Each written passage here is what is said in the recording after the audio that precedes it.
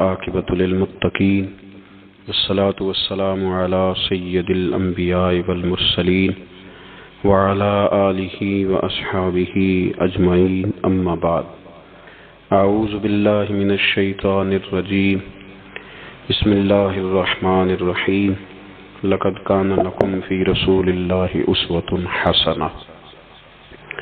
सदक़ल्लाहुल अज़ीम व सदक़ रसूलुहुन नबियुल करीम। इन्नल्लाह व मलाइकतहु युसल्लूना अलन नबी या अय्युहल्लज़ीना आमनू सल्लू अलैहि व सल्लिमू तस्लीमा। अस्सलातु वस्सलामु अलैका या सय्यदी या रहमतल लिल आलमीन व अला आलिका व अस्हाबिका या खातमुन नबिय्यीन। तमाम तारीफ़ें हम्द और सना अल्लाह करीम जल्ल व अला के लिए। दुरूद व सलाम नबी अकरम नूर मुजस्सम शफ़ी मुअज़्ज़म अहमद मुज्तबा जनाब हज़रत मुहम्मद मुस्तफ़ा सल्लल्लाहु तआला अलैहि वसल्लम की ज़ात वाला सिफ़ात के लिए हम्द व सलात के बाद अल्लाह हम सबको इखलास की दौलत अता फ़रमाए, रूहानियत का नूर अता फ़रमाए, इस्लाह अहवाल और इत्मीनान क़ल्बी नसीब फ़रमाए। कुरान मजीद ने नबी करीम सैयद आलम सल्लल्लाहु अलैहि वसल्लम की मुख्तलिफ सिफ़ात बयान की हैं और इरशाद ये फरमाया है कि नबी पाक दाइये इलल्लाह हैं और सिराज मुनीर हैं। और हमें ये हुक्म दिया गया है कि तुम्हारे लिए नबी पाक की ज़िंदगी में बड़ा बेहतरीन नमूना है। सिर्फ नमूना नहीं, उसवतुन हसना, बेहतरीन नमूना, हसीन व जमील नमूना है हुजूर की ज़िंदगी में। नबी करीम सैयद आलम सल्लल्लाहु ताला अलैहि वसल्लम का मोहताज है सारा जहान। चले ना ईमान दो कदम भी अगर तेरा हम सफर न ठहरे, और तेरा हवाला दिया न जाए तो जिंदगी मोतबर न ठहरे। सारी दुनिया जनाब रिसालत मुआब सल्लल्लाहु अलैहि वसल्लम की मोहताज है। आप इस बात को समझ लें कि बड़े ज़ौक़ से, शौक़ से और मुमकिन है दयानतदारी से भी कोई कह दे ला इलाहा इल्लल्लाह, ला इलाहा इल्लल्लाह, तो वो मोमिन नहीं हो सकता जब तक कि मोहम्मद रसूलुल्लाह नहीं कह देता। अल्लाह करीम ने एक उसूल बयान कर दिया है कि अब ईमान ज़ाते रिसालत मुआब सल्लल्लाहु अलैहि वसल्लम की लाई हुई चीज़ों को मानने का नाम है। जिस आदमी को पता होता है ना कि ये मेरा ऑफिसर है और मैं इसके मातहत चल के मैंने वक्त गुजारना है, तो वो कई कई जतन करता है उसको राजी करने की। उसका मोहताज जो है उसकी कोशिश होती है कि वो उससे राजी रहे, कोई ऐसी बात ना हो जाए जिससे वो नाराज हो जाए। जिस आदमी को पता होता है कि मैंने इससे सौदा खरीदना है, ये नहीं देगा तो मेरी दुकान नहीं चलेगी, तो वो भी कोशिश करता है। हमारी अक्सर शादियां सियासी माहौल बन जाती हैं, हमारे अक्सर इफ्तार के प्रोग्राम सियासी, हम उन्हीं लोगों को बुलाते हैं जिनसे हमारा लेन देन वाबस्ता होता है, हमारी ज़रूरियात ज़िंदगी वाबस्ता होती है। सिर्फ एक फिक्र आपकी खिदमत में अर्ज करना चाह रहा हूँ, आप इस पहलू को ज़रूर समझ लें कि आम दुनियादारी में इंसान जिसका मोहताज होता है उसके लिए बड़े जतन करता है, उसके लिए बड़ी कोशिशें करता है।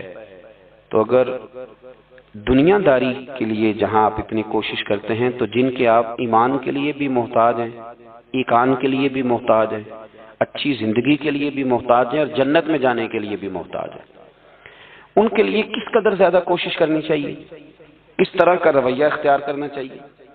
आप अगर सहाबा किराम अलैहिम रिदवान की जिंदगी को देखें तो उन्होंने ना मौकूफ कर दिया हर चीज को।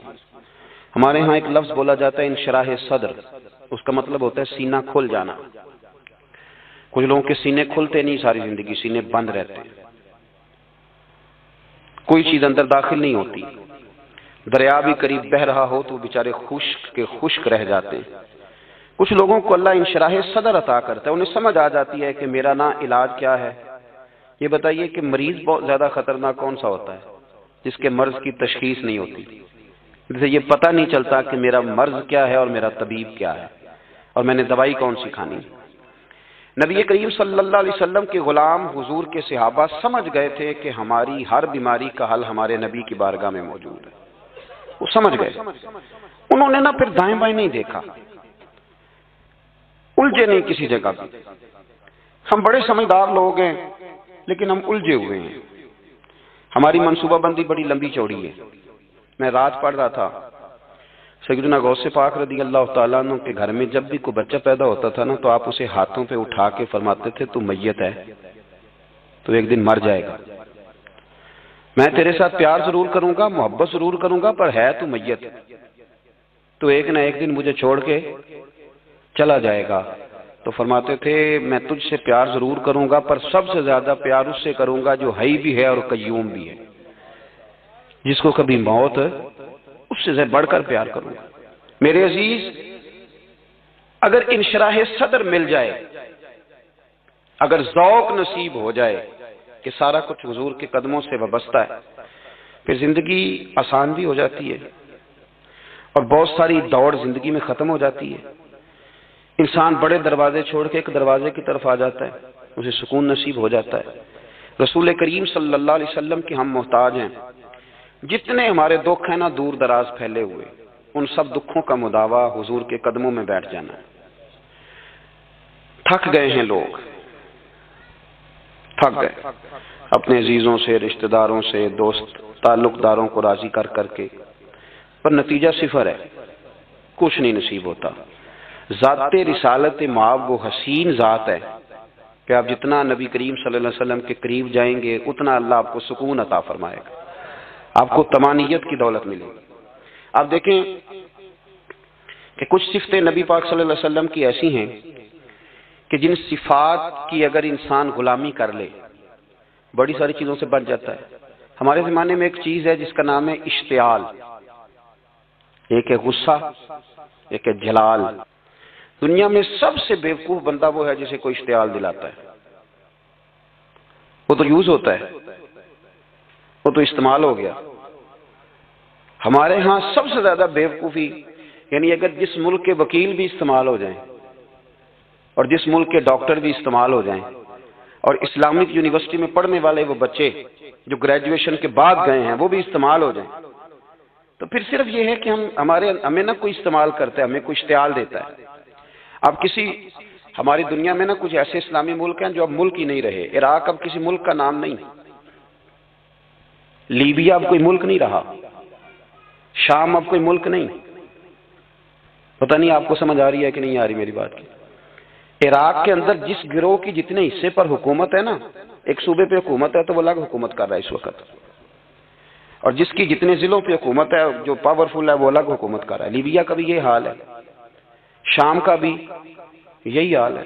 खुदा न खास्ता जो यमन की तरफ लोगों की नजरें और माज़अल्लाह अरब शरीफ की तरफ, जिसको सऊदी अरब कहा जाता है, उधर भी लोगों की घिनौनी नजरें हैं। अगर वहां भी खुदा न खास्ता ये जैसे अलग अलग करके मुसलमान को मारा जा रहा है, तो अल्लाह न करे वहां भी ऐसा हो जाए। लेकिन अब ये मुल्क ही नहीं रहे, ये छोटी छोटी टुकड़ियों में बट गए। क्यों भला? हमें लोग इश्तियाल ही बड़ा दिलाते हैं। मेरे रसूल करीम सल्लल्लाहु अलैहि वसल्लम का कमाल यह है कि रसूल पाक को कभी इश्तियाल नहीं आया। और भाई हुजूर को कभी इश्तियाल बोल के बताइए, इश्तियाल छोड़ दो। हम मोहताज है नबी पाक के, हमने जो सीखना है अपने नबी से सीखना है। वो अगर जिंदगी में आपने इश्तियाल छोड़ दिया, बहुत सारे लोग दाना फेंकने आते हैं, वो फेंक के चले जाते हैं, हम पीछे से लड़ते रहते हैं। अगर आप इश्तियाल छोड़ जाएं, देखो हुजूर के मिलाद पर मैंने क्या बात छेड़ी है, बड़ी जरूरी समझी है तो छेड़ी है। नबी पाक को ना अपने दादा से बड़ा प्यार है, बड़ा दादा से, वालिद से तो होता ही है, मां से तो होता ही। हुजूर को अपने दादा से, बुखारी शरीफ में हदीस है, जनाब अबू सुफियान रदी अल्लाह तआला अन्हु हदीस के रावी हैं, फरमाते हैं कि जंग में मैं हुजूर के साथ था फतेह मक्का के बाद, तो काफिरों ने बड़ा शदीद हमला सामने से कर दिया। फरमाते हैं जब उन्होंने शदीद हमला किया तो मुसलमान थोड़े पीछे हटे। इरादा यह था कि नई मनसूबाबंदी के साथ आगे बढ़ेंगे। कहते मैंने नबी पाक सल्लल्लाहु अलैहि वसल्लम के घोड़े की लगाम थामी हुई थी, सहाबा पीछे हटे पर हुजूर नहीं पीछे हटे और आगे बढ़े। तो मैंने कहा या रसूलल्लाह, सब लोग पीछे हट रहे हैं, जरा पीछे हट के नई हिकमत अमली, नई ताजगी के साथ वार करेंगे ताकि मुकाबला कर सके। तो जंग का मौका है, जंग का वक्त है। और हुजूर वहां नारा क्या लगाते हैं, फरमाया पीछे नहीं हटना। क्यों? अनन नबी ला काजिब आना इब्ने अब्दुल मुतलिब ला काजिब, फरमाया पीछे नहीं हटना है। एक तो इसलिए नहीं हटना कि मैं नबी हूं, और ये भी सच है, और इसलिए भी पीछे नहीं हटना कि मैं कोई मामूली आदमी नहीं, मैं अब्दुल मुत्तलिब का पोता हूं। अब पीछे हटना, कितनी दिलचस्पी है अपने दादा के साथ, कितना प्यार है। जरूरी नहीं दादा पीएचडी हो तो फिर ही प्यार किया जाए, ये भी जरूरी नहीं कि दादा करोड़पति हो तो फिर भी प्यार किया जाए, या दादा पीर हो, सूफी हो, आलिम हो तो फिर ही प्यार किया जाए। माँ बाप तो माँ बाप ही होते हैं, माँ बाप तो माँ बाप होते हैं। मुझसे कोई कहे मैं अपनी अम्मा पे 6 जिल्दों में किताब लिख सकता हूँ, मैं जिम्मेदारी से कह रहा हूँ, वजू के साथ बैठा हूँ। अगर कभी अल्लाह मुझे मौका दे तो मैं कई जिल्दों में अपने वालिद पर किताब लिख सकता हूँ। ये जरूरी तो नहीं कि माँ बाप पढ़े लिखे हों तो फिर ही उन पर लिखा जा सकता है। माँ अगर उपले भी थापती हो ना, उसे अलिफ बा ता सा न भी देख के पढ़ना आता हो तो बेटे से प्यार कितना करना है ये उसे आता होता है, ये अल्लाह उसे देख के भेजता है। इसके लिए किसी पीएचडी की जरूरत, ये उसे पता होता है, ये अल्लाह ताला उसके सीने में पहले उतारता है। नबी पाक सल्लल्लाहु अलैहि वसल्लम को बड़ा प्यार, आना इब्ने अब्दुल मुत्तलिब, और मैं कोई मामूली आदमी नहीं, मैं अब्दुल मुत्तलिब का पोता हूं। ये जंगों में हुजूर ऐलान करते। अब दूसरी किताब देखिए अल वफा शरीफ में और शिफा शरीफ में हदीस है, हजरत उमर फारूक रावी फरमाते मैं खड़ा था, यहूदियों का एक बहुत बड़ा आलिम है, जैद बिन दसना उसका नाम है। हजरत बिलाल हबशी रज़ियल्लाहु ताला अन्हु फरमाते हैं कि जब कहीं जरूरत पड़ती थी तो हम लोगों से कर्जा लेते थे। वो एक दिन मुझे कहने लगा मुझसे कर्जा ले लिया करो, मेरे पास पैसे पड़े होते हैं। मैंने उससे कर्जा ले लिया नबी पाक सल्लल्लाहु अलैहि वसल्लम के मेहमानों के लिए, क्योंकि मेरी जिम्मेदारी थी मेहमानों की देखभाल। आप फरमाते हैं कि अभी उसके हजरत उमर फरमाते हैं कि वादे में 3 दिन बाकी थे, मैं हुजूर के साथ था। वो आलिम था यहूदियों का, तौरात जानता था। तो चौक में उसने खड़ा कर लिया और खड़ा करके कहने लगा नबी करीम सल्लल्लाहु अलैहि वसल्लम से कि मेरे पैसे दें। तो हुजूर सल्लल्लाहु अलैहि वसल्लम ने फरमाया कि अभी तो 3 दिन बाकी हैं वादे में, इंशाअल्लाह वादे पे दे देंगे। मैंने जो मजमून छेड़ा है वो मैंने मुकम्मल करना है, आप मेरी बात पे तवज्जो करना। मैं कह चुका हूं कि हुजूर को दादा से बड़ा ही प्यार है। अब वो यहूदियों का आलिम क्या कहता है नबी पाक को, ताना किस तरह देता है, माज़अल्लाह सुम्मा माज़अल्लाह, नकले कुफ्र कुफ्र न बाशा। जब हुजूर ने कहा ना अभी 3 दिन बाकी हैं, तो कहने लगा जी माज़अल्लाह सुम्मा माज़अल्लाह, फिर माज़अल्लाह, करोड़ दफा माज़अल्लाह। कहने लगा जी अब्दुल मुत्तलिब की औलाद का तरीका ये है, पैसे ले लेते हैं फिर वापस नहीं करते, है ना इश्तियाल वाली बात। यानी वैसे ही आप किसी को कहें कि तेरे दादे की औलाद सारी का तरीका ही वो गर्म हो जाएगा। और अगर ये कह दिया जाए उस जात के बारे में जिससे आप प्यार भी इश्क की हद तक करते हो, तो अब थप्पड़ तो बनते हैं ना 4, अब डंडा तो बनता है ना। लेकिन मेरे नबी पाक इश्तियाल में नहीं आते थे, मिजाज नहीं था रसूल करीम। नबी करीम सल्लल्लाहु ताला अलैहि वसल्लम इतनी बड़ी बात कर दी कि हजरत उमर कहते हैं मैंने यूं करके तलवार पे हाथ रखा, निकाल ली नियाम से बाहर, गर्दन उड़ाऊंगा इस गुस्ताख की। रसूल करीम ने फरमाया उमर ये तू क्या कर रहा है, तेरे तो जिम्मे ये था कि तू उसे नरमी का कहता और मुझे पैसे देने का कहता। अब इस तरह कर, इसे फलां जगह ले जा, वहां खजूरें पड़ी हैं तोल के दे दे, चल 2 किलो ज्यादा भी दे देना। तो उमर फारूक रज़ियल्लाहु ताला अन्हु कहते हैं मैंने कहा हुजूर ज्यादा किस बात की, मैं तो पूरी भी जरा नाप तोल के दूंगा, और एहतियात से किस बात की ज्यादा, इस नालायक को ज्यादा दूं। तो हुजूर फरमाने लगे ज्यादा इसलिए देनी है कि तूने इसे डांटा है, तूने तलवार दिखाई है, अब 2-3 किलो ज्यादा देनी। हजरत उमर कहते हैं मैं ले गया और मैंने 2-3 किलो खजूरें ज्यादा दी, पर वो मेरे अंदर जो उसके बारे में कोफ्त थी वो जाती नहीं थी। मेरा दिल करता था काट डालूं इसे, और जब मैंने दे ली ना तो मेरे करीब आया, मेरे घुटने पे हाथ रखा। आंसू बड़े कीमती होते हैं, एक कभी निकलते हैं। कहते हैं जब मेरे घुटने पे उसने हाथ रखा तो वो यहूदियों का आलिम रो पड़ा, कहने लगा उमर तेरा क्या ख्याल है कि मैं बिला वजह ये मैंने बात कर दी। कहा नहीं, तू रोता क्यों है, पहले बेदबी करता अब रोता है।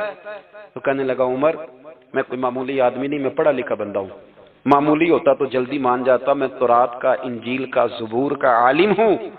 मैंने आखिरी नबी की सारी सिफतें अपनी किताबों में पढ़ी हैं, मैंने सारी बातें छुप छुप के नबी पाक में देख ली थी। एक बात मैंने हुजूर की आजमानी थी अभी, वो ये था कि नबी पाक के सामने जितनी भी जहालत करोगे ना, अल्लाह के रसूल का हिल्म उस पर गालिब आ जाएगा, हुजूर का सब्र उस पर गालिब आएगा। मैंने ना आज वो आजमाना था, और मैंने ना साजिश करके बिलाल को पैसे दिए थे, और मैंने साजिश करके 3 दिन पहले मांगे थे। पर उमर तुझे मुबारक हो, मैंने तो आजमा के माना है, तू बगैर आजमाए मोहम्मद अरबी का गुलाम बन गया है। अब ले जा, मुझे माफी भी दिला और नबी पाक सल्लल्लाहु अलैहि वसल्लम की गुलामी भी मेरे लिए, इस सनद पे भी तो मेरे साथ शामिल हो। जिंदगी में इश्तियाल ना अपने आप को आने दे।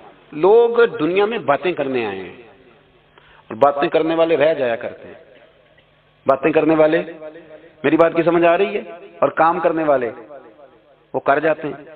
अगर आप बातों पे आप वक्त गुजारेंगे तो रह गए। इश्तियाल, वकीलों को भी यहाँ इश्तियाल आता है, यहाँ डॉक्टरों को भी इश्तियाल आता है, यहाँ फलाने को भी इश्तियाल आता है, यहाँ भैया आप किस चक्कर में पड़ गए? अगर आपको इश्तियाल ही आना है, आप देखें ना अहले ताइफ ने नबी पाक के साथ क्या किया। तारीख में ना कुछ अल्फाज ऐसे हैं जो पढ़े नहीं जाते। जब उन्होंने कहा कि माज़अल्लाह आप नबी हैं जो दरवाजा दरवाजा घूम रहे हैं, आप नबी हैं जिनके साथ लश्कर ही कोई नहीं, पैसे ही कोई नहीं, आप हैं, इतने सख्त जुमले, पत्थर भी मारे। इश्तियाल तो 1.5 मिनट में आ जाता बंदे को, और हमारे यहाँ तो रह भी सिर्फ इश्तियाल ही गया है, सिर्फ इश्तियाल ही है, जिसको देखो उसे इश्तियाल है। इधर भी लड़ाई, उधर भी दंगा, उधर भी फसाद। भैया आप छोड़ें। रसूल करीम अलैहिस्सलाम को हजरत ज़ैद बिन हारिसा ने कहा हुजूर दुआ करें ये तबाह हो जाए। नबी पाक ने फरमाया, लफ्ज़ हदीस के फरमाया, लम उबअसु लआनन, पर मैं को ताने देने वाला बन के आया हूं, मैं वो हूं जो तानाजनी करूंगा, बद्दुआ दूंगा उन्हें। फरमाया इन्नमा बुइस्तु हादियन व रहमा, फरमाया मैं तो रहमत बन के आया हूं और लोगों को हिदायत का रास्ता दिखाने के लिए आया हूं। जिंदगी में कभी भी इश्तियाल। एक बात और करनी है आपसे, उस पर भी आपने खास तवज्जो करनी है, जो हमारे लिए सरकार की मोहताजी में से खैरात हमने लेनी है। वो ये है कि नबी पाक सल्लल्लाहु अलैहि वसल्लम को ना कुरान मजीद ने हरीस कहा। अल्लाहु अकबर। यहां शायद आप मुझे कह दें तो मैं नाराज हो जाऊं, लेकिन कुरान ने कहा हरीसुन अलैकुम बिल मुमिनीना रऊफुर रहीम। अल्लाह करे कि हम कुरान के अल्फाज पर गौर करें। हरीसुन अलैकुम, ऐ मेरे महबूब के गुलामों, नबी पाक सल्लल्लाहु अलैहि वसल्लम ना तुम पर हरीस हैं, यानी तुम्हारी भलाई चाहने में जल्दी करते हैं, तुम्हारी भलाई चाहने में। ये ऐसे अल्फाज हैं कि इससे बढ़कर मैं इनका माना नहीं कर सकता।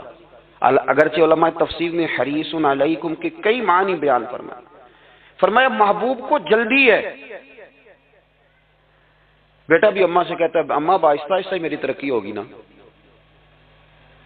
अब मुरीद भी पीर साहब से कहता है हज़रत साहब हूं मैं शुरू करते लिए सवेरे उठते पहना तो मैं हौली हौली करके दाढ़ी, मुझे तो खैर बहुत सारे कहते हैं, इसलिए एक मेरे संगी हैं अल्लाह ताला उन्हें जज़ाए खैर दे, वो जनूबी पंजाब से हैं, तो वो सराइकी हैं। अब हमें अल्लाह ने ये एजाज़ दिया होता है कि हमारे पास हर जुबान का बंदा होता है, इसलिए कई दफ़ा अपनी जुबान भी गड़बड़ हो जाती है, क्योंकि सबसे बात करनी होती है ना जी। तो मुझे कहने लगे एक दिन फ़ोन करके पीर साहब मुबारक हो गए। मैंने कहा जी खैर मुबारक, क्या हुआ? कहने मैं उन छोटी छोटी दाढ़ी रख ली अल्लाह के फजल ना।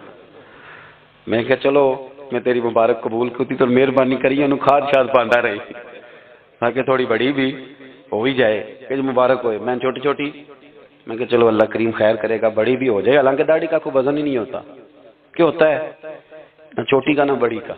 अल्लाह समझने की तौफीक अता फरमाए। बाहर क्या जो बात अर्ज करनी है उसकी तरफ आता हूँ आप हजरात से। हरीसुन अलैकुम, भाई हर बंदा कहता है मैं आहिस्ता आहिस्ता चलूंगा, लेकिन नबी पाक सल्लल्लाहु ताला अलैहि वसल्लम ना शौक रखते मेरी उम्मत को जल्दी से खैर मिले, जल्दी से।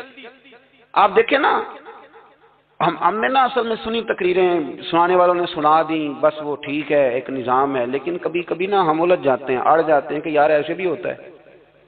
नबी पाक जल्दी करते हैं अपनी उम्मत को खैर देने में, जल्दी। हजरत अबू हुरैरा ने हाफसा मांगा तो फटाफट दिया हुजूर ने। हजरत जाबिर इब्न अब्दुल्लाह ने कहा हुजूर घर में गुर्बत है, तो फरमाया ये किलो ले जा, खोल के ना देखना खजूरें, खाता रहना, खत्म कोई नहीं होंगे। जिसने जो मांगा ना, जो जरा जल्दी करके, मरना है फिर कब्र में जाना है, फिर कयामत तक कब्र में लेटना है, फिर कब्र से उठना है। वाइजल कुबूर बुसिरत आलिमत नफ्सुम मा कद्दमत व अखरत, फिर वहां से उठ के हिसाब देना है। हिसाब के बाद जन्नत दोज़ख का फैसला होना है। और मेरे नबी पाक सल्लल्लाहु अलैहि वसल्लम को बड़ा शौक है उम्मत जल्दी जल्दी जन्नत में जाए, लिहाजा फरमाया अबू बकर तू भी जन्नती है। हुजूर वो कब्र, वो उठना, वो हिसाब किताब, फरमाया मैं जानू अल्लाह जाने। उमर तू भी जन्नती है, उस्मान भी जन्नती है, अली भी जन्नती है, तलहा भी जन्नती है, जुबैर बिन अवाम भी जन्नती है, तलहा बिन उबैदुल्लाह भी जन्नती। 10 बंदों को ना खड़े खड़े जन्नत। इमाम हसन और हुसैन पीछे खेल रहे थे, तो पूछ लिया किसी ने, हुजूर ये 10 तो जन्नती हैं, तो फरमाया जो पीछे हैं, तो कहा सैयदुल शुबाब अहलुल जन्नह, ये जन्नती हैं और ये जन्नतियों के सरदार हैं। आप जरा पलट के देख लें किस तरह हुजूर ने, और ये इस शौक को आप समझें, हमें तो शौक ही कोई नहीं, अब यकीन करें नहीं शौक, ज्यादा से ज्यादा शौक होगा तो अपने बेटे के हक में होगा कि जल्दी जवान हो जाए, और उसमें भी हमारी डबल लालच होता है कि बच्चा जवान हो जाए और मैं कभी बूढ़ा भी ना हूं, ये भी जवान हो जाए और मैं भी जवान ही रहूं। भाई ये तो नहीं ना हो सकता, अगर वो जवान होगा तो फिर आपको बूढ़ा होना पड़ेगा, लेकिन हमारा डबल लालच है, ये भी जवान हो जाए और मैं भी जवान ही रहूं, ये हो सकता? नबी पाक सल्लल्लाहु अलैहि वसल्लम ने फरमाया, आप जरा गौर करें, फरमाया वो बीरे रूमा है जो खरीद के दे देगा मैं उसे जन्नत की बिशारत देता हूं। फरमाया जो मस्जिद बनाएगा मैं गारंटी देता हूं अपने लिए जन्नत में मकान बना लेगा। मेरे रसूल करीम अलैहिस्सलाम जन्नत को आसान करते चले गए। फरमाया 2 चीजों की जमानत दे दे, जुबान और शर्मगाह का गलत इस्तेमाल न करना, मैं तुझे गारंटी देता हूं कि रब तुझे बगैर हिसाब किताब जन्नत अता कर दे। जल्दी के साथ हुजूर ने ये शौक पैदा किया। हमारे यहाँ ना हर मामले में तेजी है, अमीर रातों रात होना है, हसीन रातों रात होना है, और बादशाह भी नेक जरा आहिस्ता आहिस्ता होके करना है, आहिस्ता आहिस्ता आहिस्ता आहिस्ता। और तू हर वेले मसीते बह रहना है तो और कितने बही है जी? भाई मस्जिद अल्लाह का घर है, तेरे घर बैठते तो 2-3 दिन ज्यादा बैठते, तूने कहना था कोई और काम भी करया कर, अल्लाह के घर बैठे हैं तो यहां भी तुझे इतराज है, किधर जाके बैठे, किधर बैठे जाके? हमारा एक पीर भाई था, अल्लाह अकबर, तो हज़रत साहब के पास आके ना किसी ने शिकायत लगाई उसकी कि उसके घर वाले कहते हैं त्यार वाले पीरा को लिए बैठा रहना है, तो सब हंसता है। फरमाने की एक बार फिर गल करी, कहता जो कहते हैं हर वक्त पीरों के पास बैठ रहता, समझा यार बड़ा मजा है, एक बारी फिर करी। तो वो जब हजरत साहब को मजा आता था तो हमें मुफ्त में ही आना शुरू हो जाता था। तो ये तो बड़ी बात है ना जी कि कोई किसी अल्लाह वाले के पास बैठता है। मेरी बात को समझ लें, जल्दी करते रसूल करीम, हमें भी थोड़ी जल्दी करनी चाहिए नबी पाक का गुलाम बनने में। सहाबा ने बड़ी जल्दी की, आप यकीन करें 1 मिनट भी दाएं बाएं नहीं, बस आज हुक्म आया, आज खत्म, आज ही अमल होगा, कल परसों की बात कोई नहीं। सारी दुनिया जाती है ना मदीना शरीफ और जाकर देखती है मस्जिद किबलतैन, 2 किबलों वाली मस्जिद। यार बड़ा मुश्किल काम है, बड़ा मुश्किल काम है। लोग कहते हैं पहला तुम अनजान दे सो, अब ये कहना शुरू कर दिए बड़ा मुश्किल काम है। हुजूर ने 4 रकतों वाली नमाज 2 इधर मुंह करके पढ़ाई और फिर 2 रखते हैं, और यार मुश्किल है काम, बड़ा मुश्किल। यहां तो मेरे भाई पगड़ी का स्टाइल बदल, नाराज हो जाते। और मेरे रसूल करीम सल्लल्लाहु अलैहि वसल्लम ने काबे का रुख ही फेर लिया। तो सलाम के बाद सहाबा ने सवाल नहीं किया। किसी ने पूछा कल तुमने 2 उधर पढ़ी थी, आज 2 उधर पढ़ी। उन्होंने कहा हमने किबला नहीं देखा, हमने तो ये देखा इमाम किधर जा रहा है। हाजियो आओ शहनशाह का रोजा देखो, काबा तो देख चुके अब काबे का भी काबा देखो। जल्दी करें, वक्त बड़ा थोड़ा है। बीमारी फटाफट आ जाती है, कुछ पता नहीं चलता। कमजोरी फटाफट आ जाती है, कुछ पता नहीं चलता। बहुत सारे हालात हैं जो जल्दी खराब हो जाते हैं। नबी पाक सल्लल्लाहु अलैहि वसल्लम ने ना अपनी उम्मत को बड़ी सारी खैर अल्लाह से लेके दी। हमारा दीन बड़ी जल्दी मुकम्मल हुआ, 23 सालों में मुकम्मल दीन हुजूर ने हमें अता फरमाया। और फिर एक और मजे की और लुत्फ की बात ये कि एक है कि जंगें भी हो रही हैं। हम कहते हैं जी आराम से बैठेंगे तो दीन की बात करेंगे, जंगें भी जारी हैं। बदर है, ओहद है, आखिर दम तक। जिस दिन सरकार का विसाल हुआ उस दिन भी नबी पाक सल्लल्लाहु अलैहि वसल्लम ने लश्कर रवाना किया, उस दिन भी लश्कर रवाना किया। जंगें भी हो रही हैं और साथ साथ रसूल पाक नमाज, इबादत, तहज्जुद, मिसवाक, शरीयत, दीन, तकवा, परहेजगारी, इन सारी बातों का दर्स भी बयान फरमा रहे हैं। हम कहते हैं जी वो फलाने हालात ठीक हो जाएंगे कारोबारी तो फिर मैं मस्जिद हूं। भाई हालत जंग में भी, जंग भी चलती रहती थी, तहज्जुद भी चलती रहती थी। वहां ये हाल था कि वहां परेशानी भी चलती रहती थी और दुरूद और सलाम भी चलता रहता था। मेरे रसूल करीम सल्लल्लाहु अलैहि वसल्लम के गुलामों, अपने जिंदगी में नाकाम वो लोग वो जिन्होंने वक्त जाया किया, वक्त नहीं जाया करें। एक आध बात हुजूर गौसे पाक की अर्ज करता हूं। हुजूर गौसे पाक रदी अल्लाह ताला उन्होंने ना नबी पाक सल्लल्लाहु अलैहि वसल्लम की इत्तिबा में वक्त गुजारा है। कुछ बंदे अल्लाह के बड़े खास होते हैं। हुजूर गौसे पाक रदी अल्लाह ताला को अल्लाह ने एजाज अता फरमाया, शान अता फरमाई कि गौसे आजम दरमियाने औलिया क्यों मोहम्मद दरमियाने अंबिया। इस तरह नबियों में रसूल करीम का मकाम है ना, इस तरह वलियों में गौसे पाक जिलानी का मकाम है। हुजूर गौसे पाक रदी अल्लाह ताला अन्हु को अल्लाह ने कई एजाजात दिए। सबसे बड़ी बात यह कि अल्लाह ने उन्हें करामात अता की। करामत दीन का पूरा एक हिस्सा है। हमारे यहाँ ना लोग कहते हैं इखलाक बयान करें जी, वो कहते क्या थे, करामत क्या होती? भाई करामत तो कुरान पाक ने बयान फरमाई। आसफ बिन बरखिया जनाबे बिल्कीस का मलका बिल्कीस का तख्त लाए थे। ये अल्लाह ने क्यों आयत नाज़िल की कुरान पाक में? वो किस्सा कहानी है कि वो जी तख्त लाए, ये क्यों बयान की? और तख्त आया किस तरह आया? उन्होंने कहा कि आंख झपकने से पहले आ जाएगा। फिर आया कि नहीं आया? उनसे पूछा ये कैसे आया? कहने लगे हाज़ा मिन फज़्ल रब्बी। ओ संगियो, सिर्फ हजरत सुलेमान अलैहिस्सलाम का उम्मती तख्त ला सकता है, नबी पाक का गुलाम नहीं ला सकता? यार आपने करामत का इनकार करके अपने आप को कमजोर कर लिया। और नहीं जी नहीं, ये कैसे हो? क्या मतलब है इसका? आप सूरह नमल रोज पढ़े और जनाब सुलेमान अलैहिस्सलाम के उम्मती की शान बयान करें कि वो आंख झपकने से पहले 80 गज ऊंचा, 80 गज चौड़ा, 80 मन वजनी तख्त आंख झपकने से पहले ले आए। किसी बंदे का ईमान खराब नहीं होता। और मेरे गौसे पाक जिलानी, ये वो बंदे हैं जिनके बारे में नबी पाक ने फरमाया कि मेरी उम्मत के उलमा बनी इसराइल के नबियों की तरह हैं, उम्मतियों की तरह नहीं। किन की तरह? नबियों की तरह, नबियों की तरह।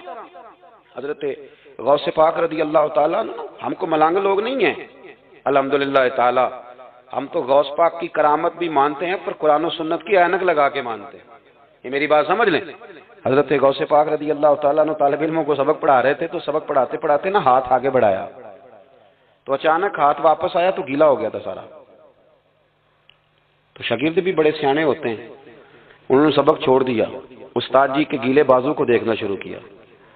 हुजूर ये क्या है? तो गौस पाक भी गौस पाक थे। हर बंदे का हाजमा इतना अच्छा नहीं होता कि उसको हर बात हजम हो जाए। कईयों को बदहजमी भी बड़ी सख्त होती है, खट्टे खट्टे डकार आते हैं बात सुन के, कानों से धुआं भी निकलता है कई दफा। तो उन्होंने पूछ लिया फटाफट कि हुजूर ये क्या हुआ? तो गौस पाक को पता था कि सबका हाजमा ठीक है। मियां साहब ने भी कहा था खासांदी गलामा आगे नहीं मुनासब करनी। अगला शेर मैं नहीं पढ़ना क्योंकि ज्यादा डर है, तो मैं इधर ही रहता हूँ, इतना ही काफी है कि खासांदी गलामा आगे नहीं मुनासब करनी। उन्होंने कहा हुजूर ये क्या है? तो आप फरमाने लगे तुम्हारे वाली बात नहीं। अल्लाह अकबर। अभी सबक पूरा हो रहा था तो बंदे दौड़े दौड़े आ गए और उन्होंने नारे लगाने शुरू, या गौस या गौस या गौस। लोग कहते हैं गौस पाक से मिलता नहीं। मैं क्या ठीक है, नहीं ना मिले, जिन्होंने मिले उससे रौला पाना ना, बड़ा मिले है, बड़ा मिले है, बड़ा मिले। अपना अपना मामला ना। किसी ने कहा हुजूर कुछ नहीं देते, तो किसी ने कहा मेरे करीम से घर कतरा किसी ने मांगा, दरिया बहा दिए, दुर्बे बहा दिए। जिसको मिला है वो तो शोर करेगा। तो थोड़ी देर के बाद ही बंदे पहुंच गए। उन्होंने आके या गौस के नारे भी लगाए, वो मचले भी, वो रोए भी, वो कदम भी चूमे, अपने मुकद्दर पे नाज भी किया। शुक्र है अल्लाह का, अल्लाह ने हमें आपका गुलाम बनाया, शुक्र है। तो तालिब इल्मों ने पूछा हुआ क्या? कहने लगे कश्ती में बैठे थे तो डूबने लगी थी। तो हमने कहा कि हम तो गौस पाक के मानने वाले हैं। तो फिर हुजूर गौसे आजम का दस्ते मुबारक नमूदार हुआ है और कश्ती को पकड़ के किनारे लगा दिया है, कश्ती को पकड़ के किनारे लगा दिया है। एक करीब कहने लगा ये कैसे हो सकता है? तो दूसरा उसकी कमर पे थपके दे के कहने लगा वैसे ही हो सकता है जैसे आसफ बिन बरकिया के साथ हुआ था, बिल्कुल वैसे ही हो सकता है। सैयदना गौसे आजम की करामात इतनी मुतवातर के साथ है कि मुल्ला अली कारी फरमाते इतनी तो करामतें सुनी नहीं जितनी गौसे पाक को अल्लाह ने अता फरमाई। रब करीम ने उन्हें दर्जा दिया, वकार दिया, उनकी दुआओं को कबूलियत दी। अल्लाह ने उन्हें एजाज के साथ नवाजा, अल्लाह ने उन पर फजल फरमाया। एक ताजर था तो मुल्क शाम जाता था अक्सर तजारत करने के लिए, माल कमा के लाता, गरीबों की भी मदद करता, मदारस की, मसाजिद की, सब जगह जहां दीन की जरूरत होती पहुंचता। एक बगदाद में और दरवेश भी गुजरे जिनका नाम शेख हम्माद है, वो भी बड़े दरवेश थे। वो ताजर शेख हम्माद के पास गया, कहने लगा मेरे लिए दुआ कर दे, मैं जा रहा हूँ सफर के लिए। तो उन्होंने कहा मैं सुबह बताऊंगा। इस्तिखारा किया, सुबह कहने लगे ना जाना, तेरा माल भी लुट जाएगा और तू कत्ल भी हो जाएगा। वो बड़ा परेशान हुआ, हुजूर गौसे पाक के पास गया, कहने लगा हुजूर वहां भी मैंने कहला भेज दिया है, सामान मेरा पड़ा है, जाऊंगा नहीं, पेमेंट नहीं करूंगा, मिलेगा नहीं तो खसारा हो जाएगा, मेहरबानी फरमाए। गौसे पाक ने मुराकबा किया, फरमाया तू जा अल्लाह खैर करेगा, तू जा अल्लाह खैर करेगा। मुरीद का अमल के यकीन, पीर का अमल के यकीन। चले आप फैसला कर लें तो मैं आगे बढ़ता हूँ। हजरत गौसे आजम रदी अल्लाह ताला उन्होंने मुरीद से कहा तू जा और अल्लाह खैर करेगा। वो गया, कहते मैंने पेमेंट की, माल लिया, वापस आया, घोड़ों का सफर था, रास्ते में रात को एक जगह सोया, ख्वाब देखता हूँ। ख्वाब में डाकू आ गए, उन्होंने पहले माल लूटा, फिर मुझे कत्ल किया, और जब मेरे गर्दन पर उन्होंने खंजर चलाई, ख्वाब देख रहा हूं तो मेरी फटाफट आंख खुल गई, और जब मेरी आंख खुली तो मैं उसी वक्त ही रख्ते सफर बांधा, सरपट घोड़े दौड़ाए, कुछ रात को कुछ दिन को, सवेरे बगदाद पहुंच गया। कहते ख्याल था कि पहले गौस पाक के पास जाऊंगा, लेकिन पहले शेख हम्माद से मुलाकात होगी। मेरा चेहरा देखा, परेशान तो देख के मुस्कुराए, फरमाने लगे भी तेरा पीर बड़ा शानदार है, तेरा पीर बड़ा शानदार है। वो काम जो हकीकत में होना था ना, हकीकत में उन्होंने दुआ की है तो रब करीम ने उसे ख्वाब बना दिया है। उनकी दुआ की बरकत से अल्लाह ने उसे, अब मैं बात मजबूत करना चाहता हूं तो मैं एक हदीस पाक भी पढ़ दूं। लोग कहेंगे जी मरने वाला भी बच जाता है, उम्र भी बढ़ जाती है। मिशकात की हदीस है, तिरमिजी में भी मौजूद है। नबी पाक सल्लल्लाहु अलैहि वसल्लम ने फरमाया अगर तुम चाहते हो रिस्क भी बढ़ जाए, उम्र भी लंबी हो जाए, तो अपने रिश्तेदारों से अच्छा सलूक करो। इसका मतलब है कि उम्र बढ़ जाती है, मौत कुछ वक्त के लिए टल भी जाती है। हुजूर गौसे पाक को अल्लाह ने बड़ा एजाज दिया, बड़ी करामात दी। आप फरमाया करते थे मैंने 40 साल अपने रब को राजी किया मुसल्ले पे बैठ के। तो मेरे मालिक ने फिर पूछा है कि अब्दुल कादर कुछ मांग ले, कोई बात कर ले। तो सैयदना गौसे आजम रदी अल्लाह ताला अन्हु फरमाते हैं कि मैंने फिर अपने रब करीम की बारगाह में अर्ज किया मालिक जो क़यामत तक मुझसे मोहब्बत करे, फजल करना उसे बगैर तौबा के मौत ना देना। तो मेरे रब ने मेरी इस दुआ को शर्फ कबूलियत अता फरमाया कि जो मुझसे प्यार करेगा, मेरा नाम लेगा, वो बगैर तौबा के नहीं मरेगा। जिन्नात भी आपकी बारगाह में हाजिर होते, आपको शेख बहरो बर कहा जाता है। जब आपने मिंबर पर बैठकर ये ऐलान फरमाया ना कि मेरा ये कदम हर वली की गर्दन पर है, तो खुरासान के जंगलों में मोइनुल मिल्लत वद्दीन अताए रसूल हिंदुल वली ख्वाजा मोइनुद्दीन अजमेरी मौजूद थे। तो वहां ऐलान करने लगे, कहने लगे गौस पाक सिर्फ गर्दन पे क्यों, आप मेरी आंखों पे भी कदम रखें, मेरे सर पे भी कदम रखें। अल्लाह ने इन औलिया को बड़ा एजाज दिया, इन्हें अल्लाह ने बड़ी शान दी। अपनी निस्बत अल्लाह के बंदों से मजबूत रखें। जरूरी नहीं कि आप किसी जगह मुरीद ही होंगे तो आपकी निस्बत मजबूत होगी। आप ख्वाजा मोइनुद्दीन से प्यार करें, आप हजरत बहाउल नक्शबंद बुखारी से प्यार करें, दाता अली अजमेरी से प्यार करें, आप गौसे पाक जिलानी से, आप अल्लाह के नेक बंदों से मोहब्बत करें, उनका तज़किरा सुने। अब तो पूरी मुहिम चली हुई है अल्लाह के बंदों के खिलाफ। लोगों ने ऐसा वार चलाया कि बस जी कुछ भी नहीं जी, आप छोड़े, आप डायरेक्ट किताब सुन्नत को पढ़ें, कोई भी नहीं जी, कोई वली नहीं। तो फिर वो जो इतनी आयतें हैं, वो हदीसें, वो सारा कुछ, इसका मतलब है उम्मत में वली होते ही नहीं। तो अला इन्ना औलिया अल्लाह ला खौफुन अलैहिम वला हुम यहज़नून का क्या माना है, इसका क्या मतलब? आपने तो मिलिया मेट कर दिया, सारा पूरी मुहिम चली अल्लाह के बंदों से प्यार करें। और मेरे नबी पाक सल्लल्लाहु अलैहि वसल्लम ने फरमाया जो जिससे प्यार करेगा क़यामत के दिन उसी के साथ उठाया जाएगा। और हजरत अबू दर गिफारी ने अर्ज किया था या रसूलल्लाह अगर वो उन जैसे अमल न भी करे तो फरमाया अल्लाह बड़ा करीम है, ईमान की सलामती से जाए अल्लाह उनके साथ ही खड़ा फरमा देगा। हजरत मुहद्दिस आज़म पाकिस्तान मौलाना सरदार अहमद साहब रहमतुल्लाह अलैह बड़े मसरूफ आदमी थे, पर बुढ़ापे के आलम में भी ना शेखुल हदीस थे। शायद इतने किसी के शागिर्द दुनिया में हों जितने हजरत के थे। हर जुमेरात को फैसलाबाद से लाहौर आते थे, दाता साहब के मज़ार पे हाज़िरी दे, हर जुमेरात। चंद दिन पहले हमारे एक बुजुर्ग अफ्रीका से आए हुए थे, अफ्रीका से। तो पूछा हजरत जी खैरियत से आना हुआ? तो कहने लगे पहला मकसद तो दाता साहब के मज़ार पे हाज़िरी देना और बाकी उसके बाद। तो हर जुमेरात को हजरत मुहद्दिस आज़म रहमतुल्लाह अलैह आते थे, हर जुमेरात। एक मौलवी साहब ने एक दफा शोशा छोड़ दिया लाहौर में कि दाता साहब की कब्र तो किले में है। लोग शोशा छोड़ते रहते हैं ना कि चलो किसी तरीके से बंदे हटाए जाएं, पर जिनकी मोहब्बत अल्लाह दिलों में पैदा करे वहां से कैसे हटाया जाए? वो जी इधर कब्र ही नहीं, वो तो किले में है। वो तुझे कौन बता गया? कहता जी मैंने एक रवायत पढ़ी, फलाने बंदे ने लिखा है, चलो जी उलझाओ बन गया। हमारे यहाँ जो अनोखी बात कर दे उस पर बहस भी शुरू हो जाती, बड़ी लहद हुई, बड़ा कुछ हुआ। सैयद अबुल बरकात शाह साहब एक बहुत बड़े आलिम गुजरे हैं, दाता साहब के मज़ार से थोड़ा सा आप आगे बढ़े तो हिजबुल अनाफ बहुत बड़ा मदरसा है, उसके वो शेखुल हदीस थे, आला हजरत के खलीफा थे, सैयद थे। हजरत मौलाना सरदार अहमद साहब स्पेशल फैसलाबाद से आए, सैयद साहब को वहां से साथ लिया, दाता साहब की मस्जिद का स्पीकर खोला और खोल के फरमाने लगे जिस बंदे को शक है ना कि दाता साहब यहाँ मौजूद नहीं, किले में है, वो आ जाए, मैं दाता साहब को आवाज दूंगा, दाता साहब कब्र से बोल के कहेंगे मैं अंदर ही हूँ। आ जाए, मैं आवाज दे। बात वैसे काफी बड़ी है, आपके अगर ज़ौक़ इस पर तवज्जो दे तो। दाता साहब अंदर से बोलेंगे और कहेंगे कि नहीं मैं यही हूँ। वो सैयद साहब कहते हैं कि मैनू तुसां एक घर तेरी दसी है गल, साथ ही ले आए हो, वो घर में बताना था। और कहते हैं जुब्बा खींच के ना मुहद्दिस आज़म का, कहने लगे मौलाना आपने बड़ा दावा कर दिया है, बड़ा दावा कर दिया आप कि दाता साहब अंदर से बोलते बड़ा दावा है। मौलाना सरदार अहमद साहब फरमाने लगे सैयद साहब अपनी मर्जी से नहीं किया, दाता साहब से पूछ के किया है। दाता साहब ने मुझे कहा है तू आवाज देना और मैं अंदर से बोल पड़ूंगा। पर मैं कल शाम तक इधर बैठा हूं, जिसका दिल करे वो आए, मैं इंशाअल्लाह ताला आवाज दूंगा और अली बिन उस्मान हजवेरी कब्र के अंदर से बोलेंगे। लेकिन चूंकि पीछे करम था ना, लिहाजा आया कोई भी नहीं। पहुंचा कोई बंदा तो याद रखें अल्लाह के बंदों से प्यार करें। तनकीद वाले बंदे सारी जिंदगी बेचारे इसी खाते में रहे, कुछ नहीं बन सका, खुद भी बेसुरूर रहे, दूसरों को भी बेसवाद किया। अपने आप को मजेदार करें। दो बातें मैंने सीरत की अर्ज की हैं।